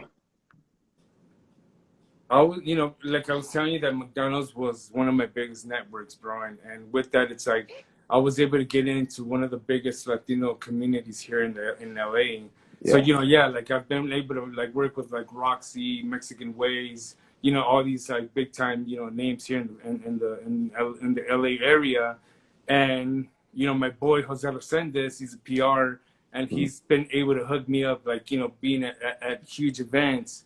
mm-hmm, And the second time that I was at Hispanicize, so Hispanicize is basically an event that brings like all social media personalities to one event, and there's yeah, awards and like things like that. So this time I was gonna be a presenter with the representative of Nestle and Maggi, mm-hmm, um, to announce the best food blogger of the year. mm-hmm, And with that came like the red carpet, like yeah, the flashing lights. My lady got to experience it, and what so we were it was at the international, what is it, intercontinental hotel downtown LA. okay, yeah, yeah, And I would walk, it was like 3 day event, and there was time there was downtime, and I was just walking around, bro, and one day I just heard somebody call out like Hood Foodie, right? And I turned around and I was like, "What's up, familia?" mm-hmm, And then this lady approaches me and she's like, "I want to thank you." mm-hmm, And I'm like, "Thank me for what?" She's like, "I owe everything to you. Because of you, I basically changed my life, mm-hmm, and I'm doing what I love to do now." And it's like, I was just like, how do you respond to that, dog? right. Nothing sweeter And than it's that. crazy because like I turn around, I want to like ask her name or who she is, fucking disappears, dog. Yeah, And it's like, did I just fucking have like, what was this? right, right, And like I said, I mean, we walked the red carpet, flashing lights. mm, I was like next to Legend, all these like Casper, all these like big people. And I ain't gonna lie, bro. Like towards the end, I broke down, and Roxy was the one that caught me, and she's like, "What's wrong?" And it's like, it's just so crazy because like I'm experiencing, like I'm. It sucks because I'm experiencing this, but one of the best things that ever happened to me just happened to me, and it's right, like I inspired somebody to fucking change their life. That was the first time I knew that I had inspired somebody to turn their life around, bro. right, right, For mm-hmm, me, it was everything. right, Um, the worst thing, obviously, with every in every field, bro, you come across the good, the bad, and the ugly, and it yeah, sucks because you put your all out there, and the good thing, I caught it at a young following, people trying to take advantage of you, yeah, yeah, because you're so loving and so giving. And I yeah, think, and it started, since I got to LA, and shit started happening. And like I said, I was blowing up restaurants, and one particular one, like, like the bad started, the cancer started creeping in, and like, yeah, I couldn't be around it, bro. Like I had yeah, to leave. I had a, like, that was not my principles were higher than that. mm-hmm, So for me, it's you know it's bad, but then it's good that, you know, like, you know, I basically learn quickly, you know, how to read people, Yeah. and like, you know, having the good intentions and the bad intentions. Shit happen, you know, wish them the best, fuck it, you know, but you know, now they're fucking trying to reach back to me, and it's like, Yep. man, we're Nah. good, man. We're good over here. Yep. Like you said, you got to learn that's the only way. Like life, you have to learn the mistakes to enable yourself to move correctly in the future. I'm literally thinking back when I first started rapping. It's like maybe like it was like a couple months into it. It was so young now I think about it. And I got a phone call one night and someone left me a voicemail and they were like, "Oh, it's Def Jam Records, blah blah blah. Call us back. We're really interested in you." And it's so funny because they said call 1-800 Def Jam. And if like I would have just if I would have just like I did eventually figure it out because like I hate to admit that I was gullible as hell. I really thought it was someone from Def Jam calling me. Yeah. And obviously, if I would have just, spelled out it, the numbers, I would have realized it wasn't even enough for an actual phone number, which like I said, I eventually did. But yeah, that was right away, just realizing, oh yeah, yeah, people are just gonna, yeah, some people are gonna take advantage of you. People are gonna prey on your hunger and your want for it. But like I said, I'm so glad that happened because yeah, now I know how to read people. I know who's BSing me, this, that. Even in some of the social media marketing that I've learned and some of the followers I attract, I won't get into too much detail, but I know there's some people that are around for certain things that I'm not trying to play that game. But if you want to be around for the music, go ahead. And I've learned to not entertain certain aspects anymore because I don't need to because I don't need to be paranoid about thinking that like my followers are like literally like starving plants, and if I don't give them water, aka conversation all the time, that they're just gonna leave. So you like say, but you got to learn, man. So thanks for sharing that, man. And real quick too, yeah, how do you know Concrete or Christian? You know what? Actually, that was the first time that I was gonna meet him, bro. Oh, that's when you met him Yeah, for the yeah, first time. that was the first time. What I knew, my boy. Well, what's his name? Oh shit, I've totally forgotten my boy's name. It uh, happens. but yeah, he's like a director, filmmaker. One of the other Uh, dudes that was there. who? One of the other dudes that was there. You Yeah, yeah, saying? yeah, yeah, Yeah. yeah. The tatted up Oh, dude. was it paler dude? I think it white dude. Was it? He's Cause light skin, light yeah, skin. lighter skinned. Yeah, Yeah, yeah, yeah. yeah, yeah. And Hito or something like that. I think I know who you're talking about. He does like a lot like workout videos and stuff like that. Probably. Well, Yeah, I haven't seen workout videos, yeah. Because I but know the one guy. he's in like the whole you know, what is it, from the streets, from the hood to the streets, or the streets to the hood, Okay, okay. Yeah, I'm thinking that's the casting and all that. yeah, yeah, yeah, yeah, Um, but no, actually, I think I saw a flyer through him yeah. that Concrete was gonna be there, and I was like, oh, you know, I want to meet Concrete, see what he's all about, and yeah, Yeah. that was the first time I met him, bro. Okay, that's what's up. Yeah, That's so yeah, yeah, yeah. Because me and him go back a couple years. I went to acting school, and he was there at the time. We played basketball together, and obviously, I'm excited to see what he's doing over these. He's killing the comedy game or whatever. So, like I said, that was a really cool little seminar. And like I said, he did a good job with that. I made a lot of dope connections. Like I yeah. said, so I was like, I'd been meaning to reach out to you for a while because I have like a tab saved of like all of the people I want to reach out to. And I realized like, oh shit, I haven't sent him a message yet. But I'm so glad that we can get this in, man. Thanks for being on the show. And like I said, yeah, just in closing, yeah, if you want to give people a little like sneak preview or spill anything yes, I know you said you kind of got a couple projects in the work, you said. Yeah, yeah. So I'm gonna start pushing out a lot of rolling with the Hood Foodie videos. Okay. So rolling with the Hood Foodie episodes are basically like a spin-off of the Hood Foodie. Yeah. It's just that my familia takes me to their favorite mom and pop shops, and then Okay.